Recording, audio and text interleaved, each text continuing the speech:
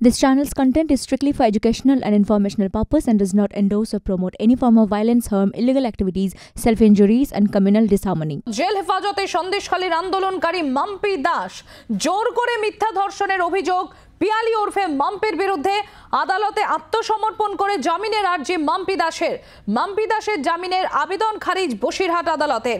মাম্পি দাসকে 7 দিনের জেল হেফাজতের নির্দেশ আদালতের। আপনাদের জানাবো এই মুহূর্তের অত্যন্ত বড় খবর, জেল হেফাজতে সন্দেশখালীর আন্দোলনকারী মাম্পি দাস। পিয়ালি মিত্র আমাদের সঙ্গে রয়েছেন। পিয়ালি, কি তথ্য উঠে আসছে, কি হলো এদিন? দেখো সেই গত কয়েকদিন আগেই এই মাম্পি দাস ওরফে পিয়ালি দাস, তার বিরুদ্ধে আমরা দেখেছিলাম যে সেখানকার কয়েকজন মহিলা তারা প্রতিবাদে সরব হয়েছিলেন। তাদের যেটা অভিযোগ যে তারা জব কার্ডের টাকা পায়নি, সেই কারণে তারা গিয়েছিলেন এবং পরবর্তী সময় যখন সেখানে মহিলা কমিশনের টিম আসে সেই সময় মাম্পি দাস তাদেরকে দিয়ে একটা সাদা কাগজে সই করিয়ে নিয়েছিলেন এবং যেটা অভিযোগ উঠেছিল যে ধর্ষণের মতন অভিযোগ সেই সাদা কাগজে লিখিয়ে নেওয়া হয়েছিল। এরপরে ওই মহিলারা তারা পুলিশের কাছে অভিযোগ দায়ের করেন এবং একই সঙ্গে তাদের যেটা অভিযোগ ছিল যে মাম্পি দাস তাদেরকে ভয় দেখাচ্ছে, মারধর করেছে এবং তার সঙ্গে সঙ্গে ভুয়ো মিথ্যে বা হুমকি দিয়ে ধর্ষণের অভিযোগ করানোর যে অভিযোগ সেটাতেও তার বিরুদ্ধে মামলা রুজু হয়েছিল এবং ওই ঘটনায় সন্দেশখালী থানা তাকে নোটিশও পাঠিয়েছিল, যদিও তিনি হাজিরা দেননি এবং আদালতে আত্মসমর্পণ করে তিনি জামিনের আবেদন করেছিল, কিন্তু আদালত তার আগাম জামিনের আবেদন সেটাকে খারিজ করে দেয় এবং খারিজ করে দিয়ে তাকে 7 দিনের জন্য জুডিশিয়াল কাস্টাডিতে পাঠিয়েছে বলে আমরা জানতে পারছি। পিয়ালি, তুমি আমাদের সঙ্গে থাকো, আপনাদেরকে এই মুহূর্তে জানাবো অন্যতম গুরুত্বপূর্ণ খবর। জেল হেফাজতে সন্দেশখালীর আন্দোলনকারী মাম্পি দাস জোর করে মিথ্যা ধর্ষণের অভিযোগ পিয়ালি ওরফে মাম্পির বিরুদ্ধে আদালতে আত্মসমর্পণ করে জামিনের আর্জি মাম্পি দাসের জামিনের আবেদন খারিজ বসিরহাট আদালতের। মাম্পি দাসকে 7 দিনের জেল হেফাজতের নির্দেশ আদালতের। আর আপনারা জানেন এই মাম্পি দাসের বিরুদ্ধে অভিযোগ করেছিল সেখানকার যারা মহিলারা যে তারা কাজের টাকা পায়নি বলেই মাম্পি দাসের কাছে গেলে মাম্পি দাস তাদেরকে সাদা কাগজে অভিযোগ সই করিয়ে নেয় এবং তারপর সেখানে মিথ্যে ধর্ষণের অভিযোগ করেন বলে সন্দেশখালীর মহিলাদের তরফ থেকে অভিযোগ করা হয়েছিল। আমি আরও একবার পিয়ালির কাছে চলে যাব।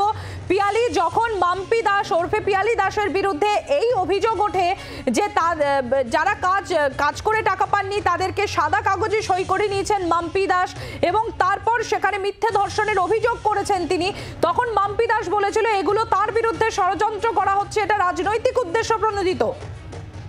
একেবারেই দেখো, গোটা ঘটনাটার একেবারে নয়া ডেভেলপমেন্ট হয় যখন একটা স্ট্রিং ভিডিও সামনে আসে এবং সেই স্ট্রিং ভিডিও সামনে আসার পরপরই আমরা দেখি যে একজন মহিলা যার একটা ধর্ষণের মামলার অভিযোগকারী হিসেবে যার নাম ছিল তিনি এবং তার পুত্রবধূ তারা সামনে আসেন। তাদের যেটা বক্তব্য যে যখন এই সন্দেশখালীতে এই আন্দোলন চলছিল তখন মহিলা কমিশন, কেন্দ্রীয় মহিলা কমিশন তারা এসেছিল, সেই সময় মাম্পি দাস তাদেরকে ডেকে নিয়ে যায় এবং তাদের যেটা বক্তব্য যে তাদের অভিযোগ ছিল যে তারা কাজ করেছে, জব কার্ডের টাকা পায়নি এবং যেটা অভিযোগ করেছিলেন তারা যে মাম্পি দাস সেই সময় মহিলা কমিশনের যখন উপস্থিত ছিল সেই সময় তাদেরকে দিয়ে সাদা কাগজে সই করিয়ে নেয় এবং পরবর্তী সময় যখন পুলিশ থেকে তাদেরকে 164 নোটিশ পাঠানো, 164 করানোর জন্য তলব করে, তখন তারা জানতে পারেন যে সাদা কাগজে মাম্পি দাস তাদেরকে দিয়ে সই করিয়ে নিয়েছিল সেই কাগজে আদতে তারা একটা ধর্ষণের অভিযোগ করছেন এইরকম বিষয় উল্লেখ করা ছিল।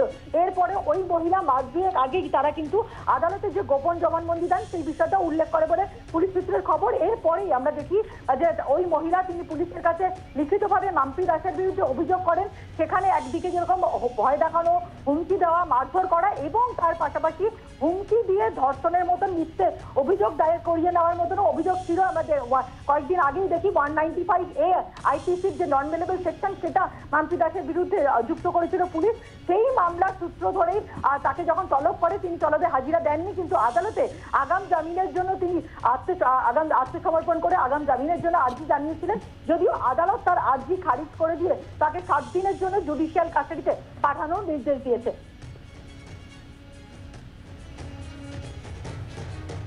ধন্যবাদ পিয়ালি, আমাদের এই খবরের দিকেই নজর থাকবে। আপনাদের জানাবো জেল হেফাজতে সন্দেশখালীর আন্দোলনকারী মাম্পি দাস জোর করে মিথ্যা ধর্ষণের অভিযোগ পিয়ালি ওরফে মাম্পির বিরুদ্ধে আদালতে আত্মসমর্পণ করে জামিনের আর্জি মাম্পি দাসের জামিনের আবেদন খারিজ বসিরহাট আদালতের। বাংলার আওয়াজ, বাঙালির আবেগ, জি 24 ঘন্টা।